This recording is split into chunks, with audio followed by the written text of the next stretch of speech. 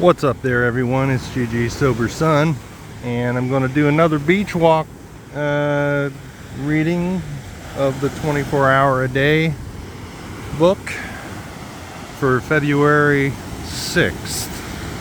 AA Thought for the Day. On a dark night, the bright lights of the corner tavern look mighty inviting. Inside, there seems to be warmth and good cheer. But we don't stop to think that if we go in there, we'll probably end up drunk with our money spent and an awful hangover. A long mahogany bar in the tropical moonlight looks very gay, a very gay place. But you should see the place the next morning. The chairs are piled on the tables, and the place stinks of stale beer and cigarette butts. And often, we are there too, trying to cure the shakes by gulping down straight whiskey. Can I look straight through the night before and see the morning after? Yes. Meditation for the day. God finds amid the crowd a few people who follow him just to be near him, just to dwell in his presence. A longing in the eternal heart may be satisfied by these few people. I will let God know that I seek just to dwell in his presence, to be near him, not so much for teaching or a message as just for him. It may be that the longing of the human heart to be loved for itself is something caught from the great divine heart. Wow. That is right where I am right now. I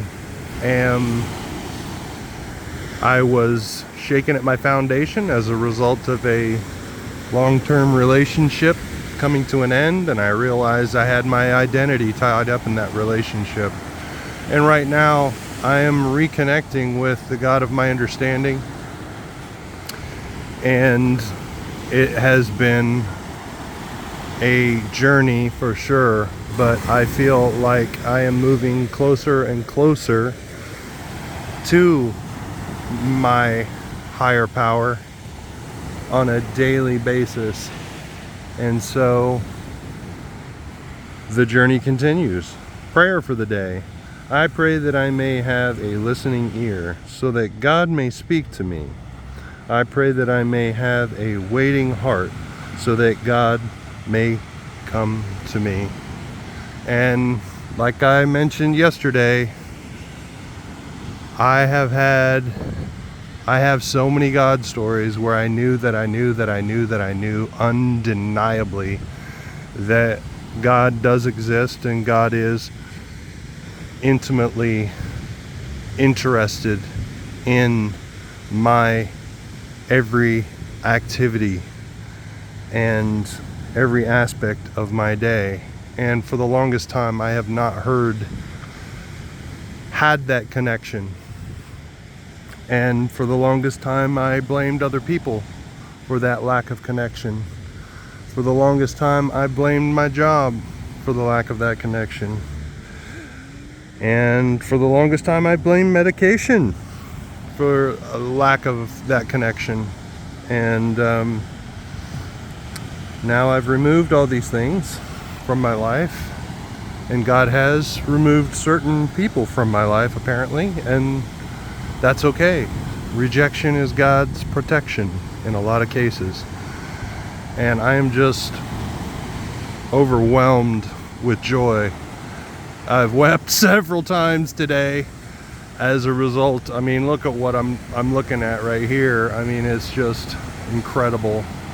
And God blesses me every day on things that are priceless, literally priceless, and that I could have never imagined having a life that I have, and it is beyond my wildest dreams. And I continue to seek my higher power, and that relationship continues to grow. There's a lot of mystery involved with that, but that's okay.